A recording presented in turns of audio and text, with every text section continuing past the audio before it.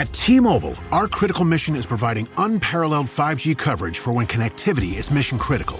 Introducing T-Priority, America's best 5G network experience for first responders, even in times of congestion. More capacity, faster speeds, better coverage. T-Priority from T-Mobile, built for tomorrow's emergencies, ready today. Discover more at t-priority.com. For qualifying organizations on eligible rate plans, coverage not available in some areas and may be impacted by emergencies. Building a portfolio with Fidelity Basket Portfolios is kind of like making a sandwich. It's as simple as picking your stocks and ETFs, sort of like your meats and other toppings, and managing it as one big, juicy investment. Now that's pretty good. Learn more at fidelity.com/baskets. Investing involves risk, including risk of loss. Fidelity Brokerage Services, LLC. Member NYSE SIPC. This episode is brought to you by Coffee Mate.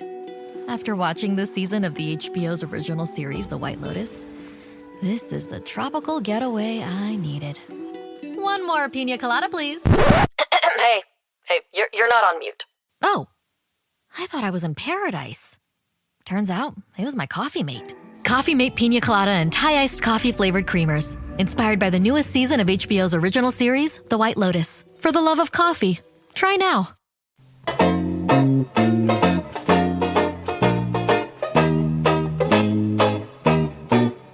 Matt, we are back with another exciting Al TV conversation. And as always, we've got a guest. Always. And this week we got Am I that guest? Yeah, we got a first timer here, Michael Forsch, who I know through my very, very good friend and past guest, Katie Hampton, who has appeared in his show, A-List Casting. So before we dive into Al TV, let's talk about what you're doing for TV, web TV, that is, A-List Casting. That's right. Yeah, so we just released season 1 on YouTube. It's called A-List Casting. Hashtag we know talent, which cleverly we wiped out the K and the W, so it just says we know talent when you look at our little logo.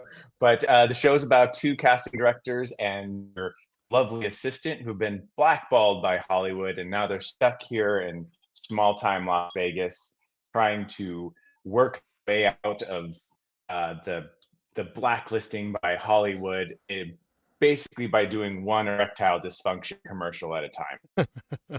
We like to say, when Hollywood spits you out, Vegas sucked you in. Perfect. Love that. That's great.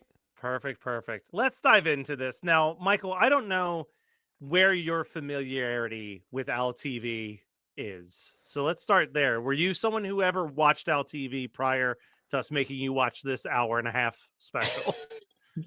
So, as a child of the 80s and 90s, I did have awareness of Weird Al. Like, I remember him doing Eat It, and I remember him doing Like a Surgeon, and that's sort of like all I know. So I come into this like, oh, he did a TV show?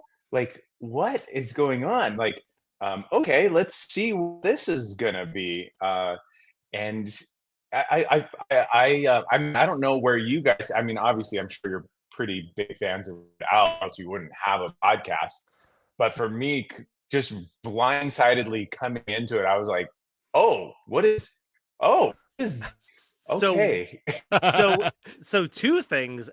Al had a TV show for one season on CBS that was a kid's show called The Weird Al Show, which they do make a couple references to in this. But Al TV was a semi-regular 2-hour MTV special that basically was whenever he had a new album on, they would give him 2 hours to program whatever his heart desired. Now, this is closer to what Al TV should be usually. The last time we've covered an Al TV, it was a very weird episode, which we had a guest on who was a good personal friend of Al's, who basically explained to us that MTV got cold feet about a lot of the stuff he was doing, which like we don't get any of those things in this either, which is that he would just air music videos and rip the audio out and just make fun of the band and the music video for the entirety of the song. Like just completely redub or like Mystery Science Theater 3000 style. Yeah, the music yelling videos. over the top.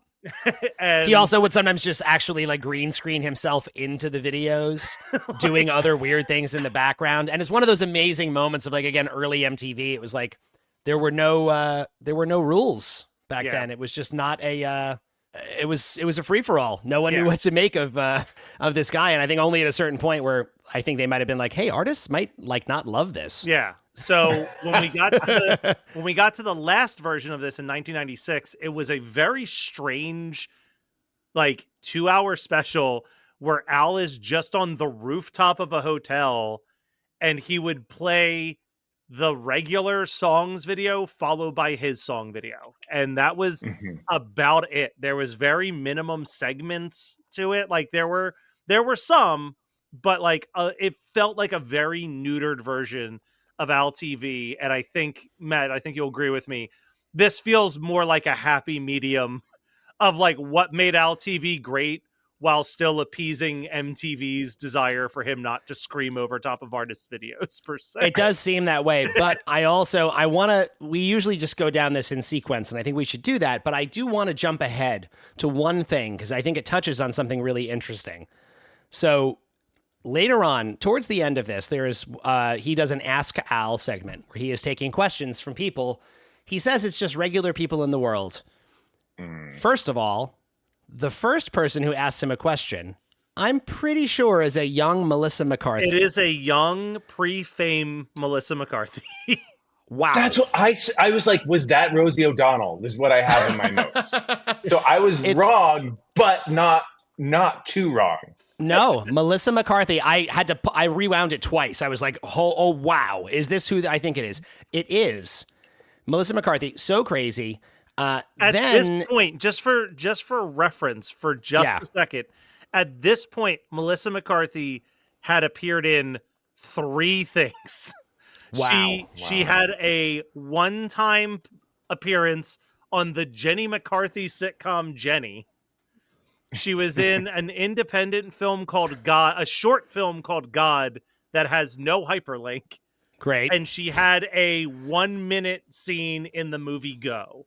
That was the extent of her resume for this Ask Al. Boy, I'd love to know what it was, like how she wound up involved in this. Like, was it just a casting, like looking for extras for this MTV production? Matt, I hope you're not bearing the lead because we get a young Melissa McCarthy and then it's bookended by a young Octavia Spencer. Octavia Spencer delivers the last question. Yeah.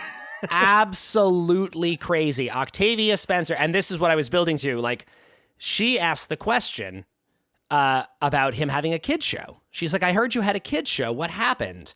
And it cuts back to Al, and he goes like, oh, yeah, well, I did have this kid's show, but the people on the show, like, kind of like were giving me a hard time, and they didn't want to let me do anything that might indicate bad behavior because they didn't want me to be a bad influence to children. And as he is saying this, he has a saw, and he is sawing his own arm off. While illustrating how CBS was not letting him show bad behavior to children. And I wanted to lead with that because we've said before, the Al TV moments are often the edgiest things that he has ever done. This is an exceptionally edgy one in a lot of ways. He is making some really surprisingly we'll get into crass jokes. We'll get throughout into this some whole of this. thing. Oh, we're going to get into it, but I just wanted to lead with that because I think that is telling. I think that he had just come out of the kids show. He had a bad experience because he felt like he was being neutered or censored or not able to be his usual self. And even though he's not known for being a dirty comic in any way, I think him having the opportunity to make content now immediately following the kids show, I think he really let fly. I think he was really going to enjoy himself and make some jokes that he was maybe felt were pent up from having to make kids content. I just wanted to follow up on the Octavia Spencer thing really fast because I did this for Melissa McCarthy. Octavia Spencer had a slightly better resume at this point than Melissa McCarthy, but some of her biggest roles at this point in 1999 was Woman in an Elevator in Being John Malkovich. And I found this very, very funny, but appearing in an episode of The X-Files as Nurse Octavia Spencer. Wow. Didn't even give her a name. So love that. I mean, Octavia Spencer has won an Academy Award. Well, at this point in time, 100%. And just to fast forward a little bit, like she is like an A-lister through and through. McCarthy was an Academy Award nominee. Oh, absolutely, yeah, they're doing great. I was so uncertain that I read that correctly.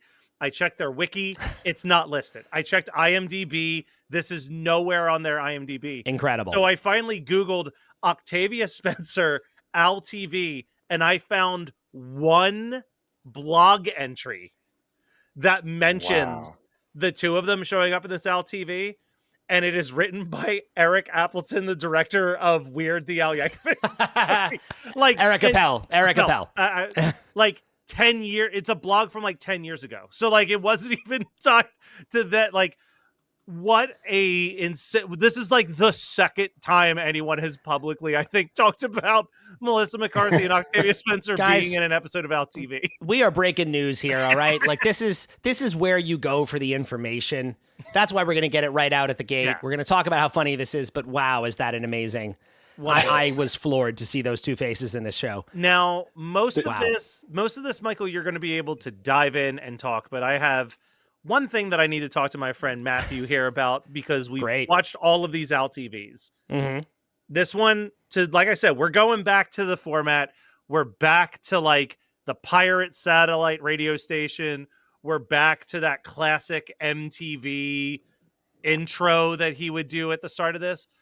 But the thing that I wrote down, and I'm curious if you feel the same way, never has the post-LASIK long-haired Al look been more jarring than him hosting Al TV, because we've sat through 8 of these where he's the afro glasses mustache look, and like to see him delivering all of the same lines that I've seen 80s Al deliver throughout the 2 years we've been doing this podcast was way more jarring than any other time that I saw Al with his new look. I totally agree. Well, funny enough, that is also the question that Melissa McCarthy asks him, like, what happened to your glasses?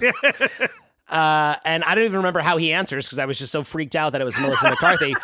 But that was what she said. She's like, "What's? Oh, you look different. Like your hair's different and your glasses, and and he just like, oh yeah, it's changed." Yeah. He just said something very dismissive about the new look. But yeah, no, it is definitely striking to see this. I mean, the Al that we now see all the time. Yeah, he has really kind of kept this look to this day. I was gonna say he's been this Al longer than he was classic look Al. That's right. Which is crazy. Right. The other thing that you really missed out on, Michael, is pretty much every other time that we've done Al TV, the brave soul who uploaded this stuff to the archive usually kept all of the commercial breaks, which just gave us so much fodder to talk about vintage commercials while we were doing this. But unfortunately, this maniac went through the trouble of editing those out for us. Why? I mean, I feel like I would totally enjoy that. Time and place. Oh yeah. Oh, they're fun. I wish the commercials were there too. Yeah, no, they are a huge, like, it just feels like you're watching like a VHS tape of MTV from the 90s. It's like a really great, in the past watching those, I had the best time. It's like way longer, of course, with the ads added in, but timestamp stuff too, because you're like, oh, it's a trailer for, Scream 2. Like, I know exactly what time frame it is. I did appreciate that they kept in some of the music videos, though. I mean, not even just Al's, but they threw in a couple of the other music videos that were running on this channel that seemed like they were just, we're going to get to it, but like a Ben Folds video and like things that clearly Al just enjoyed. And this is, I believe Jeff told us this, and I think it's true. This is the last time he does Al TV for MTV. I believe that he does 2 more in there for VH1. And they are dramatically shorter. When we watched the first Al TVs, they were 4-hour long blocks. This and Bad Hair Day were 2 hours, and I believe by the time you get to VH1, they're an hour. They gave him an hour to promote his album on their channel, and then got him the hell off of that channel so they could go back to playing some Nora Jones music videos, as VH1 was known to do. Let's dive into it, right? Because like you said, Matt, we're starting off with a lot of classic Al and Harvey, and it's kind of just Al TV as normal. And we go into our first Al interview, and we are off to edgy Al territory for a really long, this is like a 15-minute long interview with Cher that just gets so sexual as it goes on. It does. Well, it also, it fully, I mean, talking about the length of it, it like part of the joke at a certain point becomes that Al is trying to end the interview and Cher doesn't want to leave. Yeah. I don't want to jump to the end, but it's like, she is just like, she's like, I feel like this interview is winding down. You want to go? No. Yeah. She just like wants to keep sitting there. Now, Michael, have you ever seen any of these Weird Al interviews before? Because this has became a bit of a calling card for him. Yeah, I didn't. I had no idea going into this, so I actually really loved it. I think that these interviews for me are a highlight of the show, to be honest. And I had no idea what was happening. I was like, oh, did he really have Cher on? Oh, what? Wow, I didn't know he had that kind of a star power. And then obviously the joke became very clear. And I was just kind of like looking at this 25 years ago. I was like, really, who needs AI when you have editor interns who can spend hours cutting tape up to make you look stupid, So true. Well, and we've talked about what our theory is, and I'm pretty sure we're correct with this, is that he probably was able to just go into the MTV studio and say, like, give me just the over-the-shoulder footage, raw footage of your most recent Cher interview, and then just come through it, because it doesn't happen that much in this one, but there are times where the people say and do things or make facial reactions where we've concluded that there's no way that was from the original interview, and that had to have been like that pre-tape footage while they're like getting set up for the interview. Like, I think he just was given the uncut, here's the hour that Cher was sitting right here while we did the interview. Go wild. So good. I was laughing for sure about that. There's some really good jokes in here as well. My God. I mean, we have to acknowledge that he definitely makes fun of Cher for having a lot of boyfriends. Yep. And he goes on and on about how she has dated a lot of people. And it's like, have you dated anyone older than you? You dated someone your age 8 years ago, and it was Don Knotts. The line that I love, because he does this great thing where it's like it flows so quick and so fast. And at one point he goes, so what are your thoughts on Courtney Love? And she goes, drag queens are just so wonderful. So good. Yes. The other, I was going to say the one I wrote down, there's a couple that I wrote down, but he asked her to describe like a typical date with her, like what a date is like. And she just goes, you went there, you got sweaty, and then you went home. And I was like, oh, and then when he was like, oh, and I heard you dumped your last boyfriend. Any particular reason why that didn't work out? And she goes, oh, they just laid there. Well, and then, again, like for Al, that's like really, like he is really touching on some stuff there that we don't normally hear from him. Then he's literally is trying to get with Cher at a certain point, because he's like, you've gone out with everybody, when are you going to want to do it with me? And she goes, whenever you want to do it. Is that a lot more edgy? Yes. It definitely is. I mean, anytime Al goes into this sort of like more sexual side of things is unusual for him. We've said before, like he's and again, this is why it's a great balancing act for him, right? Because he is not a children's entertainer, but he is known for being clean. Like his sweet spot is that he's clean enough to appeal to like radio Disney. Like boys 10 to 13-ish is like a really good, like just edgy enough that those kids hear it and they go like, ooh, wow, this is like maybe bordering on something I'm not allowed to listen to, but it's still okay enough that no one's going to be too horrified. But on these MTV shows where he knows it's more of like a teenage audience at the youngest, I think he is.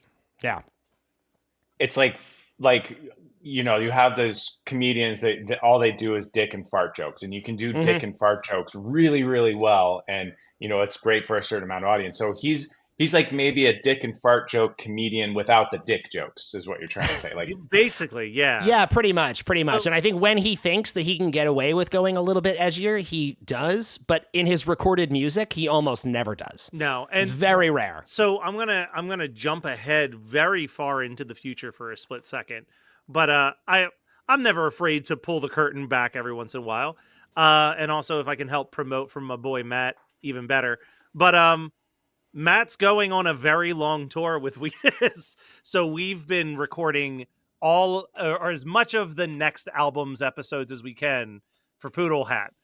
And Yes. for a prime example is like we've already recorded an episode for a song by him called "Wanna Be Your Lover," which is a 7-minute song of increasingly insane sexual innuendo, and like it gets to a point where the bridge is him basically talking about his dick for 5 to 6 lines, and the immediate internet response when we looked into it was that it made people uncomfortable. Like this was like not what they sign up for when they want to listen to a Weird Al song. So like him going this hard in the sexual content is like kind of pushing the boundaries even amongst his own like demographic fan base a little bit.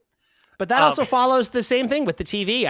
I really do think that having a kids TV show probably put in perspective for him something he maybe didn't even realize himself, which is like, that's not what I want to do. That's not who he is. I can be a clean comic, generally speaking, without making children's content. Like that, those are two different things. Yeah, because like let's be real, like other clean comics, like two of my favorite clean comics are like Nate Bargatze and Brian Regan. Sure. But like you couldn't take a 10-year-old to those shows and they would necessarily get the humor of most of that set because it's a lot of adult-based jokes. Like it's about exactly, and that's life. what this is. This is not inherently obscene. It's just a lot of implied stuff that it would go over a kid's head. Only an adult would get what he is trying to do here and what he is putting, saying between the lines.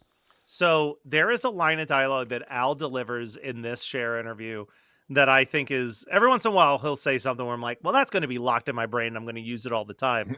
Is as he's getting more and more sexual with Cher, she basically implies that she wants him to finger her belly button. Boy. And he does so.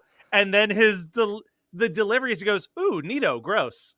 So he pulls his hand away. And it's like the combination of those 3 words is so unexplainably funny to me. And then she's like, do you want to do it again? And he's like, no. And she was like, and then she goes, belly buttons are just weird.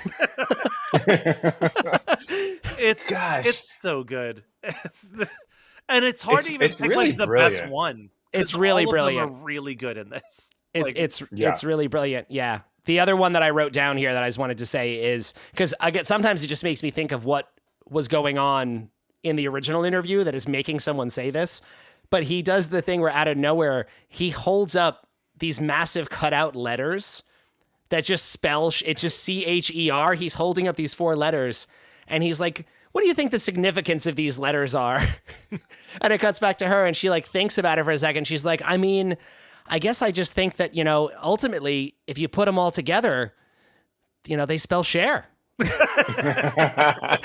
That made me laugh so hard. Like, I just like, because how he found that clip, like it's so much of it is just the footage he gets from them, and the Cher footage is so great. Like whoever she was talking to, it's so fun and playful, and she's clearly like enjoying herself in the interviews. Like sometimes it's also more fun when the interviewee Really is bad. annoyed. Yeah.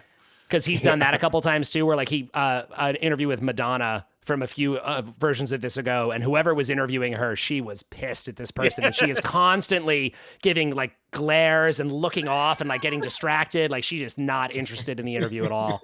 Yeah, I think it's the next LTV is the iconic Eminem one, which is just like the most classic of all of these. But then we jump into another classic fake Al contest.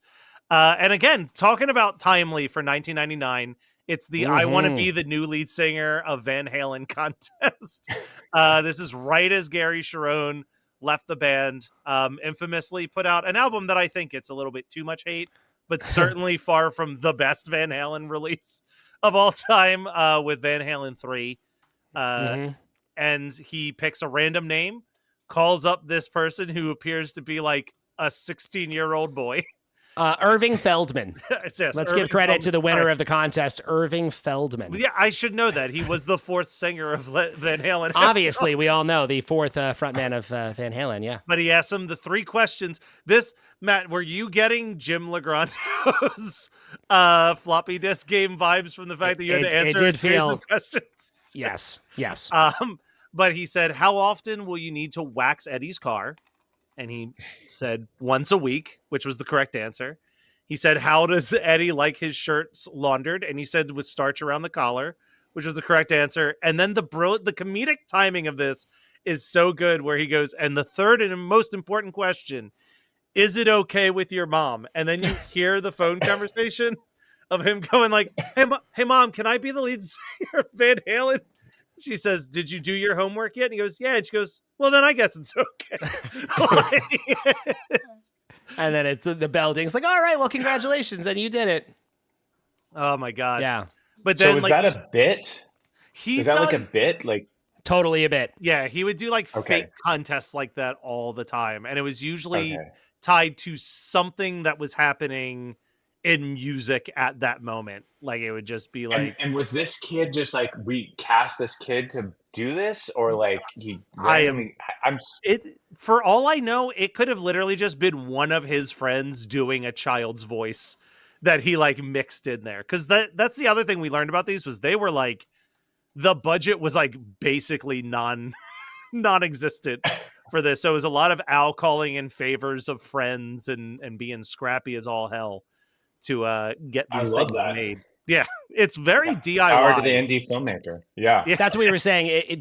All of this feels very like DIY. Like he gets access to their studio and he gets access to this footage that they have, and then he shows up and just makes crazy stuff. I mean, all the way down to like in the opening credits, we glossed over it because we've seen it a bunch of times, but like him recreating the MTV intro with those little wind-up action figures, like just toys on a little set, like a diorama that he makes to shoot it. Like it's very scrappy. Yeah. Which I think is probably why, and it's probably why MTV let him continue to do it for such a long time, because it probably cost them, other than the airtime, very little, all things considered, to for him to put these things together. I really want to know who his editor was, because I honestly, from a filmmaker's point of view, was like, that editor is gold. Like, yeah, because I could tell there's like some bits that if it wasn't edited right, like the timing and the pacing, like it would just be so bad. And it was like everything was snappy, poppy. Like it was so good. I'm like, gosh, who is that editor? I want to It's a hire good them. question. Yeah, I don't actually know who it would have been involved. Al has definitely, at this point, a good amount of directing experience, so I'm assuming he probably wrote and was directing the bits, but I'm sure he worked with an editor who helped put these together for him. Because I agree, it plays, the editing is a huge part of what makes it play so effectively. Especially in those interview segments, man. They are like a bad version of that edit would completely flop. It would not work at all. Yeah. Yeah. I know we've kind of jumping around here, but another thing where it came up for me, I was just like, this is so good, is the editing of the bit with the 50s doing random nonsensical things. I don't know if that's like a normal thing that he did, but he kind of did it twice. That I think is the biggest thing that he pulled from the Weird Al Kid Show, was that he would do that on the kids show regularly. Actually, we're about to lead into one of those, so that's perfect timing. Yeah. Is he plays the video for Ben Folds' Song for the Dumped, which I skipped past this because I've seen this video a billion times. I watched enough to confirm that he wasn't doing any voiceovers or green screen, and then said, let me save myself 3 minutes. And I jumped ahead. I watched it and hated it. So my God, I love this song so much. But I love that afterwards he just goes, now that's just such a sweet song. My grandmother used to sing it to me. And then he does another bit that he would do in Al TV all the time, which was that he would play a video and then point out like a mistake in the video or a thing that, you shouldn't do at home from the video. And this way he actually uses it to get into this educational video called Crimes of Carelessness. Crimes of Carelessness. Yeah. And there So is, good. oh my God, the bits, the one that got the biggest laugh out of me was he's talking about how dangerous bikes are, and the voiceover says, but if you absolutely have to ride a bike, ride it really, really slow. Which That's so good. I don't know where Al has the access to all of this public domain footage. The first music video Al ever made for himself was for a song called Christmas at Ground Zero that is infamously just him going through 50s public service announcement footage and like assembling like a nightmare prediction of the future out of like all of the Cold War warning videos from like the 50s up until the 80s. And I think he just has access to this. I mean, Al feels like he was probably friends with someone like Paul Rubens, who was like an infamous collector of this type of stuff. So I'm sure he has some famous friend who just has old film stock of stuff that he loved going through and finding. But, yeah, maybe. Or maybe he had access, because it does feel very public television, right? Like maybe he did actually have some connection. Maybe it was through MTV. I don't know, where they were allowing him to go do this and make these. Yeah. Like in the Weird Al show, the kids show, he used that footage to make, like dumb, really dumb educational lessons for kids. Like about, he still threw jokes in like he did in this one, but ultimately was trying to give them a like moral of the story about here's why you should, like believe in yourself, or why you should, like listen to your friends when they have problems or whatever it is. But in this case, he's just abandoned that completely, which is wonderful. And he is just getting jokes. Joke after Jokes. joke after Yeah. joke. Yeah. I forgot to write down anything though. I said Larry H. Finkelstein shows up for fake commercial, but I forgot to write down what the fake commercial was for. It was like that same commercial that they did where he's like, he got me $200,000, and he had like an arm cut off, and then it was like stabbed to him. He got me 300, and then there's just the head, just a decapitated head on the ground. $2.7 million. That was what I wrote down. The cat lost his head, but at least he got $2.7 million in the settlement. So that's pretty good. That's pretty good. I feel like I don't know if people were copying I don't know if Weird Al did it first, but I feel like I've seen that bit done like a bunch of times on different sketches. Like Al is interesting in that realm, because I think it's one or the other, in the sense of a lot of Al's humor is doing the familiar. Like he's such a lover of like comedy history, classic comedy. That it's either he's pulling something from like the 60s and 70s as a reference point, or as like Paul Scheer told us when he was on our show, like all the guys that you think of in comedy right now, like Al TV was their sketch comedy school.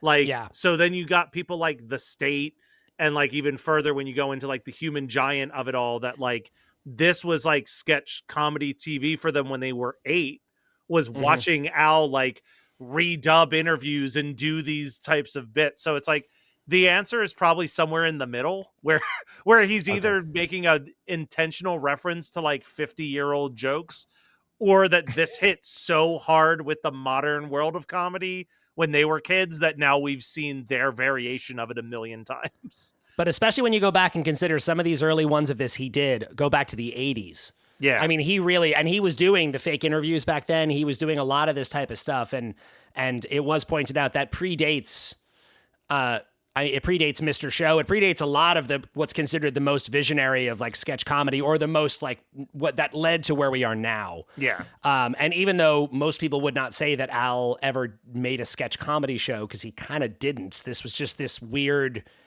playground that MTV afforded him to promote his records. But people who saw it really were attached to it. And yeah, I don't know, like we've never really figured out the full history of how much credit he gets for inventing any of these bits, but he certainly showed them to a lot of people who ran with them later. Absolutely. Yeah. Hey, it's Haley Steinfeld. When everything requires your attention, it can be tough to figure out what to prioritize. But I'm here to talk to you about something that you should always put first, your breast health. In fact, if you're 40 and over, you should be getting screened once a year. And if you're under 40, it's never too soon to visit yourattentionplease.com to learn about your breast cancer risk. So go on, pay the girls some attention and take the time to find out your breast cancer risk at yourattentionplease.com. Trust me, your future self will thank you. ¿Hablas español? Sprichst du Deutsch? Kan du norsk? If you've heard that sound from Babbel before, I bet you do. Babbel is the science-backed language learning app that actually works. With quick 10-minute lessons handcrafted by over 200 language experts, Babbel gets you on your way to speaking a new language in just a few weeks. With over 16 million subscriptions sold and a 20-day money-back guarantee, just start speaking another language with Babbel. Right now, up to 55% off your Babbel subscription at babbel.com/Spotify podcast. Spelled BABBEL.com/Spotify podcast. Rules and restrictions may apply. This is a message from sponsor Intuit TurboTax. Taxes was getting frustrated by your forms. Now, Taxes is uploading your forms with a snap, and a TurboTax expert will do your taxes for you. One who's backed by the latest tech, which cross-checks millions of data points for absolute accuracy, all of which makes it easy for you to get the most money back, guaranteed. Get an expert now at TurboTax.com. Only available with TurboTax Live Full Service. See guaranteed details at TurboTax.com/guarantees. Introducing the Internet Supreme Court, A live stream show that casts judgment on anything the internet touches, from memes to billionaires. We served Elon Musk with a court summons. He still hasn't responded. Because he's a coward. Join us every Thursday at 7 p.m. Eastern Standard Time. We're on Twitch and YouTube Live. Find out more at InternetSupremeCourt.com. That's InternetSupremeCourt.com. We're also on Instagram and Blue Sky. Hear that, Elon? Blue Sky. We jump into the first of the two Al news breaks that we get here. I don't like the new set. I liked the cheaper set from the 80s and 90s where he's just sitting at a desk and someone's hand is showing up to slide in still photos for each news story. But this does feel like this era of MTV News where it's person standing in front of a green screen with the globe. I love that the globe is not moving at it keeps glitching a little bit as it's spinning behind him, which I think is a very intentional background joke from Al. Yes. The jokes here kind of didn't hit for me, except for his old dirty bastard joke about old dirty bastard who had recently changed his name to Big Baby Jesus has changed his name once again to Itty Bitty Buddha, which got a real laugh out of me. I did really like Itty Bitty Buddha, yeah. He throws in, it's fun just to see the dated references in their own way, like a reference to Mariah Carey doing 15 more different versions of her Heartbreaker single. Yeah. With a bunch of different guests. Like she's just going to keep doing versions of the same track. Also a Ricky Martin joke about counterfeit shirts. Boy, I mean, who was easier to make fun of at that moment in time than Ricky Martin? That was about as easy a target as anyone you could get. But yeah, of course, Al got his shot in there. But I agree, the ODB Itty Bitty Buddha joke was definitely the highlight of that segment for me. Yeah, that was the one comment. Yep. The one comment I wrote down. I mean, as I just kept thinking, Weird Al and Colin Jost look like they could be distant related. Just like in this, I was like, he looks like Colin Jost doing SNL Weekend Update. That's what That's totally what I had. I've never thought that before, but wow, well, you're not wrong. No, you're not. We get a very rare music video that only happens on Al TV, which is a self-made polka video. This is as close as he gets to doing a version of what we were talking about, where he's essentially messing with existing video content, where he makes a video for his own polka medley out of the actual music video footage from the polka power songs, Spice Girls, and it's fun. It's fine. You're just watching the videos faster while Al sings the lyrics. I loved it. Yeah. No, I think I always enjoy those a lot. It's fun for me, the ones that line up really well, like the Harvey Danger's flagpole sitta actually sits so perfectly, it almost felt like he didn't have to change a thing with that video. It's just playing over his song. And then other ones like Backstreet's Back is double the speed he does it at compared to the Backstreet Boys. But it's a great way to Spice highlight the insanity of those polkas, you know? Yeah. We dive into a Steven Tyler interview, which I had to laugh. As a movie nerd, it is really funny because in 1999, the joke is, how dare the Academy snub Adam Sandler? But we are living within a 5-year time period where people truly did think, how dare the Academy snub Adam Sandler for his performance in Uncut Gems? Which, like, little did Al know that there would be like a kind of reality to what he thought was the most insane name he could pull out of his brain for this. You never know, you know? It was beautiful. There's a couple really, really good bits here. I love the rapid fire point where he's just like spitting questions and Steven Tyler's answering them right away. And the two that made me laugh was he goes, "Your favorite part about sex?" And he goes, "Watching TV after." And the other one was Michael and Janet Jackson. He goes, "Same person." So good. Even just very early on in that, I really liked Al says, and side note, I actually think I've heard Al reference before Aerosmith being one of his all-time favorite bands. Yeah. Like Al, I think, loves Aerosmith. He does do a parody of Living on the Edge. He seems to be a legit fan, but at the beginning of this, he just is gushing about how much he loves Steven Tyler, and he's like, "Oh my God, I love you guys. I'm probably your biggest fan." And it cuts to Steven Tyler, who just goes, "I don't think so." I don't know. That just, again, that made me laugh. Sometimes there's the unexpected turn of phrase. I really liked that. But I do think that was it felt like Al being a little bit of his real self coming through in his appreciation for Steven Tyler in this whole thing. You know, I think I laughed the hardest on this interview, especially. And I really thought to myself, like, the blood of virgins bit. Yes. Man. I was like, oh my God, that is still relevant somehow too. I mean, I know. I thought that too. Yeah. Amazing. But, and my other thought was like, does Weird Al have a food fetish? Because I feel like he just talks about it a lot. So I think we found a quote from him where, like, in his mind, it's like the one thing that plays internationally, like everybody eats. Or just in terms of all of humanity, right? He was like, if there's anything that we all share, is that we all eat food. and it just becomes this universal subject matter that he can connect with everybody on at some weird, very primal level. And then also, depending on the context, I think he loves to talk about it through the lens of just like consumerism and like way over the top. That's when it becomes a very American side of it. You know, he's hilariously vegan. You know what I mean? Like, for a guy who's written so many songs about meats and obsessions with meat. Like, he wasn't originally vegan. He did maybe he wrote enough songs about food that it made him think about it a little more. Yeah, maybe around Spam and living in the fridge, he was like, I know. What are we doing? He was doing some research and he was like, oh man, I gotta stop everything. Blood of Virgins bit. He also another, like, just hilarious, in the middle of this, he tells Steven Tyler a joke. I wrote down why didn't Hitler drink tequila? And the punchline is because it made him mean. That's a great Hitler joke. That's a good Hitler joke. It was so good. The only time I've heard Al tell a Hitler joke. I was that caught me off guard as well, and I love that he just tells that joke, and it cuts to Steven Tyler, who really laughs. Of course, it's fake, but like Al edited that so Steven Tyler loved that joke. Yeah.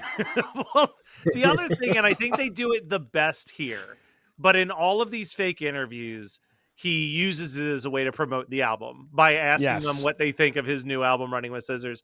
And I love how contentious it is with Steven Tyler about the quality of this particular album, where he's like, it's all right. It's not very good.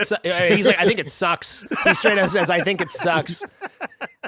And then that's the thing that makes Al quickly end the interview. I think it sucks. The only other note I have for that one, because I also loved, I think it was part of the rapid fire thing where he's asking Steven his opinions on all of these things. And he says, what do you think of ice capades? And Steven Tyler goes, I see a lot of people doing a 360. Again, so dumb, but those lines just make me laugh every time. Like it's, I will never get tired of those. Oh God, so funny. So the other thing that made me laugh, and Michael, I don't know if you know this as well. We're giving you a whole crash course on Weird Al history during this hour, and I hope you're enjoying it. But Al very occasionally would direct music videos for other people. And we did a whole bonus episode of some of these videos. And one of them was that he directed only the opening of this Hanson music video for a very forgotten song by Hanson. The Titanic parody that he's in. Yeah. So he plays the opening of it, and then just as the song starts, he cuts it off and goes, "Yeah, that was a pretty nice song, but anyway, we don't got time to finish that." Yeah, he as if there's a breaking news segment, he has to interrupt, so he cuts it off right after his segment. And we even talked about like Al's intro, and there's actually an outro that goes back to the Titanic thing that they didn't show here, but Al's bits are great. There's funny like bumpers on both sides of this video, and then the music video itself is so boring. It's so really boring, and good. And a really like an unbearably forgettable Hanson song, like painful to get through. So when Al cut it off, I was like, "Oh, what a gift from the past! Thank you, Al." I wrote my note, knowing none of this was, "Thank God we didn't have to sit through a Hanson video." Man, it was like I don't even hate everything Hanson ever did, but that's rough. Because the other thing that I remember when we watched it for the podcast was that it starts with the studio recording for roughly 10 to 15 seconds, and then just hard cuts to a live performance of the song and never stops. And it's jarring. Like it's not even like they don't even fade in from one to, it's just suddenly they're playing it live. It's super weird. Super weird. He goes into Al News. He's got some breaking stories, mostly about movie stuff. And we get Night on Hell Mountain, which is trying to cash in on the popularity of the Blair Witch Project. And he goes, it's the first Hollywood movie to be shot for $7 and shot entirely with the lens cap on. And then we just get a blank screen and people just yelling about the things that they're seeing. Oh my God, did you see that? What the heck was that? There's something over there. Did you see it? Oh, it's so the footage that he shows is so funny. Much funnier than I think the Being John Malkovich parody was, which was being inside of Corey Feldman's mind while he's taking a shit, which was like... I just want to say this. I hope whoever played Corey Feldman cutting his toenails can look back at this with pride. That's all I want to say.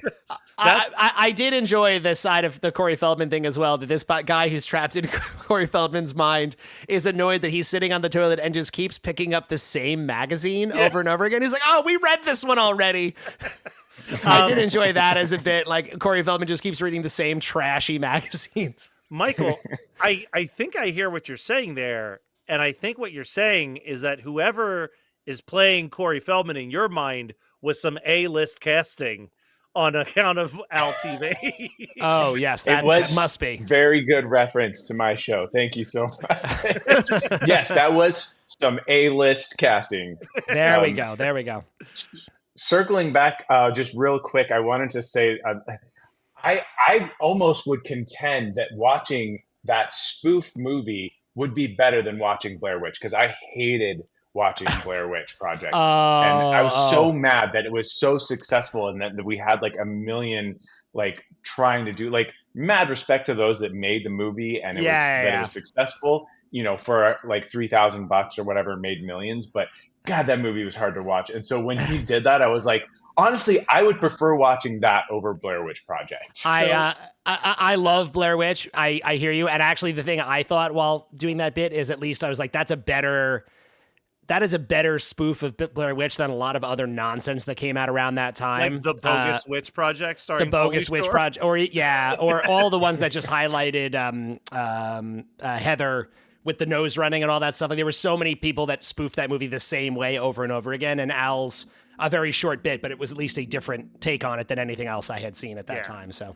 we go to another music video that's not an Al music video, and this is like a thing that we talk about all the time. Al has an eccentric taste, but his taste is usually artists who don't sound like anybody else. Ben Folds doesn't sound like anybody else.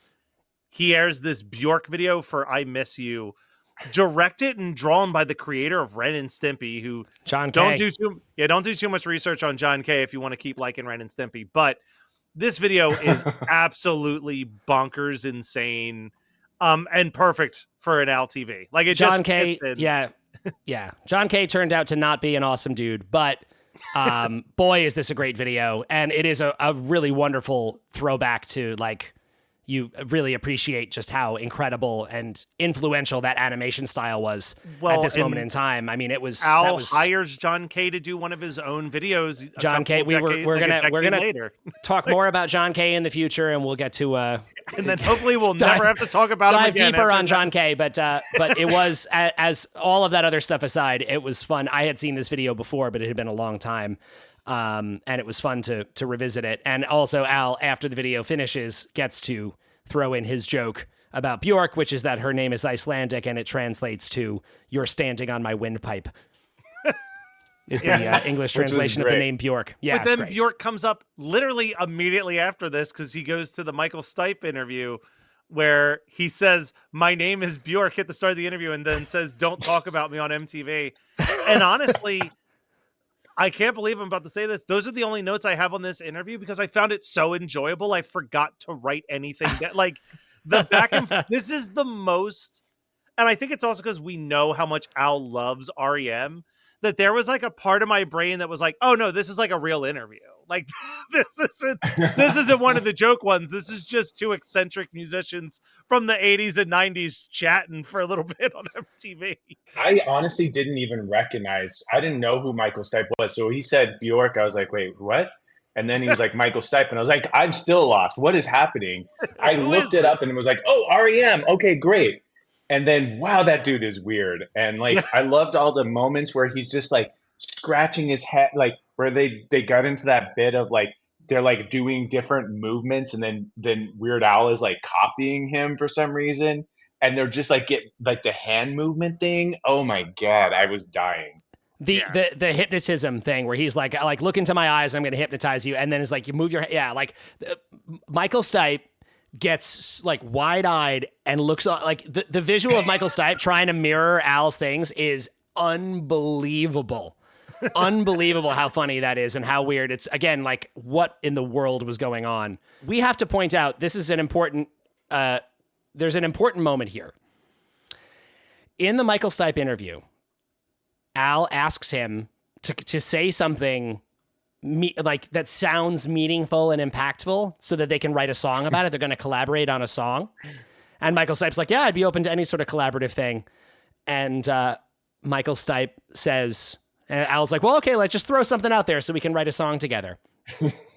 And Michael Stipe goes, we all have cell phones, so come on, let's get real. And Al goes, that's perfect.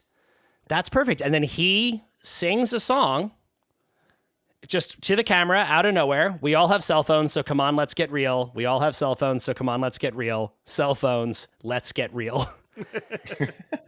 He then later on, I have to connect all the dots here. He then later on sings that song to Snoop Dogg. Who's because he's high as shit during his who's an unbelievably high Snoop Dogg. And Al sings him this song to see what he thinks about it. And Snoop Dogg, of course, loves it, thinks it's great. And this is the origin of something. After this, Al went on to perform this song live in concert. What? We all have cell phones. He performed live on 3 separate tours. What? He did it on the Straight Outta Linwood tour. He did it on the 2010 tour, and he did it on the Mandatory Fun World Tour. It has been played over 350 times. And it came from this random bit from this Michael Stipe interview. I had no idea the origin of that until this happened, and it blew my mind. And it is amazing. A complete, it is, I knew it came from some like random thing, and I just didn't know what it was. And it's him quoting Michael Stipe and coming up with a song around a random line Michael Stipe said to him in a fake interview. I mean, that is crazy. I was is a madman. I mean, that is truly unhinged behavior from Al. Just I love a it, deep though. cut there, like how you actually found the origin of that, a 25-year-old video I just recognized I heard it and I recognized it. I'm like, I have heard this somewhere before, and I looked up. Also worth noting, this is 1999 that this happened. Yeah. The first time he played it live was in 2007. So it took him 8 years later. He does it live. 8 years of him being like, that was a good song. Like, what in the world made him do that? What in the world made Al think 8 years later, I want to do that song that I sang to Michael Stipe in a fake interview for a MTV one-off? So weird. So weird. Well, but yeah, in terms of Al history, that's gold from this episode. Very, very important. Well, what's also a little bit weird here is this is kind of a unique one where Al is promoting Running with Scissors, but he's also promoting a live DVD that he's just released. Yes. And that means that we also get footage from these concerts, and we get this Germs 9 Inch Nails style parody song. Yes. That we talked about when we had MC Lars on for that episode. And we talked about it then. It's great. But then he does this educational video about germs after it. And probably the hardest I laughed is towards the very end, because it's one of those things where you're like, what even was the original intention of some of this footage? Is he goes, and make sure you wash your hands 30 to 40 times a day, or a giant bar of soap will come to you at night and you will never be seen again. That footage is amazing. And it is. It's just a giant bar of soap, like that appears like a ghost in front of, at the foot of a kid's bed. This bar of soap with hands going like this. Oh, so crazy.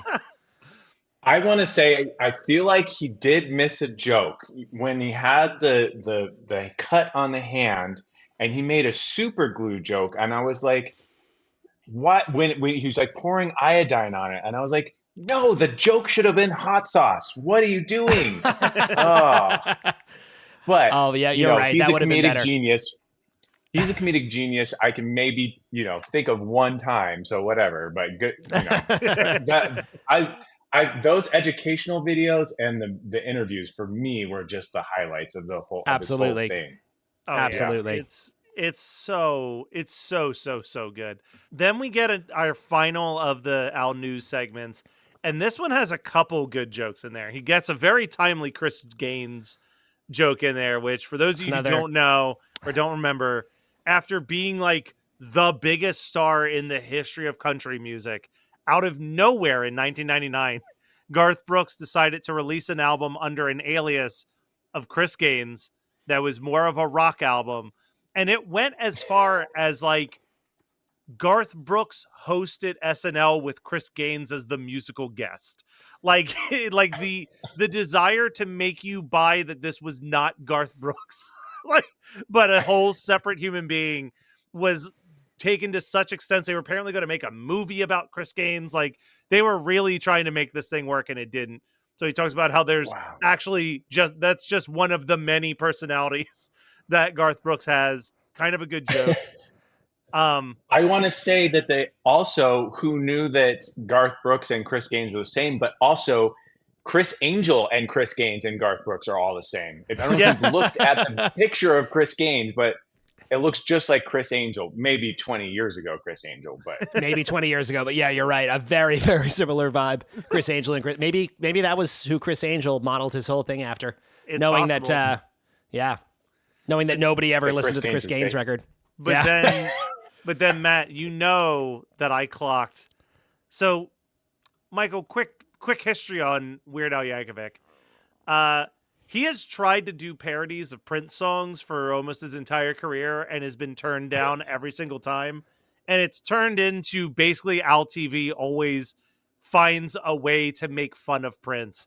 And in this one, it's basically insinuating that Joe C., the sidekick to Kid Rock, who I legitimately believe was roughly 3 feet tall, is taller than Prince. That was it was a very long-winded story to just get to him looking down at Prince. Some story about Joe C. got kicked out of a charity event because he was seen backstage teasing Prince by holding his car keys above his head so that Prince could not reach them. Man, there is nobody that Al has made fun of more than Prince. No, like not Hell even hath close. no fury. Yeah. Hell hath Oh my no God. fury like than Weird Al scorned. Seriously. 100%. Seriously. There's so many good jokes in this Al TV, because then we get the joke that made me laugh, because boy was it timely, was him talking about Lenny Kravitz's new record, more songs the automotive industry will love. More songs car companies and airlines will like. Like, oh my God, because it was like that Flyaway song Incredible. was Oh my inescapable in commercials at this point. And then he goes for that Fiona Apple when the pawn joke of Fiona Apple, infamously, until I think Chumbawamba took this record from her, had the longest album title of all time for like 20 years or something. Yes. And Al, just like a madman, is just rattling off nonsense. And the brilliance of cutting between him talking and the parts of this fictional album cover where it's written just killed me. It's like a minute and a half that he's talking, and it's never. It goes not on and funny. on. It's great. Yeah. But then we get the Jurassic Park music video. We go to the Ask Al that we talked about already. Beyond the appearances of Octavia Spencer and Melissa McCarthy, the only other notes I had were that Al pours motor oil into a wine glass and drinks it, and that his stalker superfan is rocking the most amazing Quantum Leap shirt imaginable. Who just keeps saying how cool he is. He's like, you're just cool, man. It's like when you go out and you make those songs, it's cool. And when you go out on tour, it's so cool. And he just keeps going on and on and on like that. That's the whole bit. I love that guy though. That was a really good, weird, scary performance. That was another that was. A-list casting for whoever was in charge of absolutely. TV. I love these shout outs, man. You're killing it. That's what I'm here for, buddy. One thing, the motor oil bit. I don't know. I watched a John Spencer Blues Explosion, who I'd never heard of before, and I just wanted to say there's a bum drinking motor oil in the music video, and I was like, is that why he did the bit? Well, here's another fun fact. Weird Al directed that John Spencer Blues Explosion music video. Yeah, that was one of his directorial videos too, and it's great. You know, we watched that a little while ago. That's a good video. That's a good video, and it's Al did a really good job. He seemed to have like put his toe in that world for a little while, where he was just making videos for other people. I don't think he's done that in quite some time now. In a long time, but that's like also one of those videos where, like, that's what you hire Weird Al to do, right? Like, if you're gonna hire Weird Al to make your music video, it's to make it as like crazy and strange and disorienting as possible. And like, I think they did a fantastic job of creating a video. Like, I talked about it when we talked about it. I mentioned this, and I'll say it again. The shot where he clearly asked them to jump in the air and then step forward and jump in the air, and it's just them like stop motion moving towards the camera, is such a cool concept for like the amount of time that probably took to shoot just to get this weird 4-second moment. Yeah. into the video is absolutely chaotic. I think the best thing you can say about it is that it while it's not like a comedy video, it still feels like Al. Like, you can see that he would have made that. It has so much of that energy and vibrance and like just life to it that it's, even though it's not comedic, you can get how he was involved. And that's, that says a lot about like, I would assume that's what you want. If you're a rock band looking for Al to make your video, that's the perfect combination of like, he's not going to make a joke of our song, but he's going to make a really fun video that feels like just, a good time. Yeah. You're hiring Al because he'll give you something that maybe the normal music video director can't. And I think they really won out on that. But then we already talked about it. We get this high as shit Snoop Dogg interview where it literally ends with him being like, hey, do me a favor. I just want to see how wide you can open your eyes. That was amazing. Daring Although I'd Snoop say to later open his eyes, he did open his eyes later, and I wish he had called it out because like almost at the end of the video, he ddid have like his eyes wide open. I wish that he had called that out, but that was a great bit.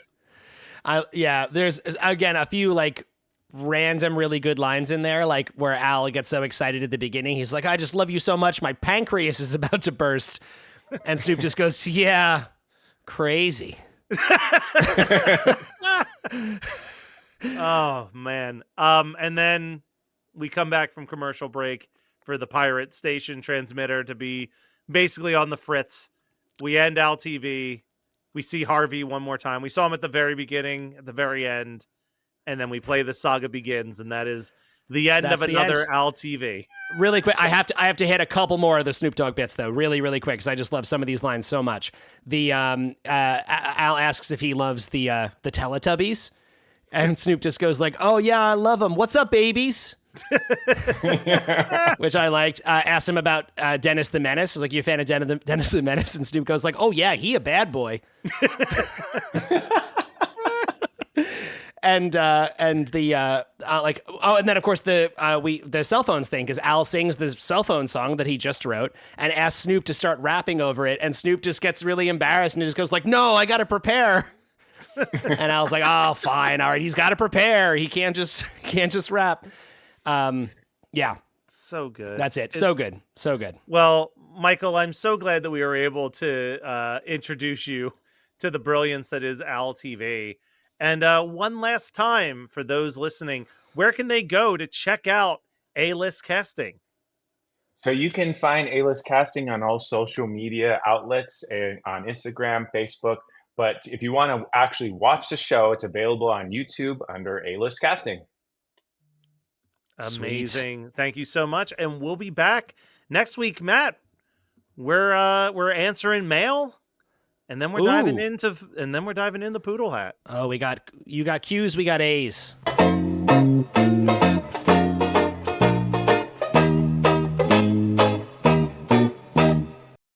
Are your ulcerative colitis symptoms proving difficult to manage? Tremfya guselkumab can help you manage the cycle of UC symptoms. At 1 year, many patients taking Tremfya achieved clinical remission, and some patients also achieved endoscopic remission. Individual results may vary. Tremfya is a prescription medicine used to treat adults with moderately to severely active ulcerative colitis. Serious allergic reactions and increased risk of infections may occur.